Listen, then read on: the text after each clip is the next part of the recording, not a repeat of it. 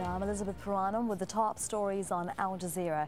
Delegates from 69 countries are meeting in Kuwait for a UN conference to raise money for Syria. $6.5 billion is needed for the refugee crisis.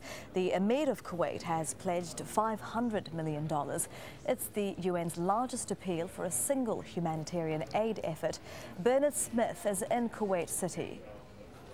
Ban Ki-moon opened the meeting, and what was stark, really, and startling about it was the extraordinary numbers involved here. The UN looking now for $6.5 billion in pledges for Syrian refugees in and outside of Syria this year. They say there's 13 million Syrians needing help, and Ban Ki-moon was just saying that he's now particularly concerned about reports of starvation coming from inside Syria.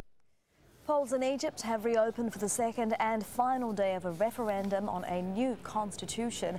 At least 11 people died on Tuesday in violence linked to the vote. Protesters angry over the contents of the draft law clashed with security forces. Thailand's government is sticking with a planned February 2nd election date despite pressure from protesters. It also claims support for the protesters, who are now demonstrating for a third day, is dwindling. Meanwhile, gunshots were heard in the centre of Bangkok overnight in an apparent attack on the anti-government protesters.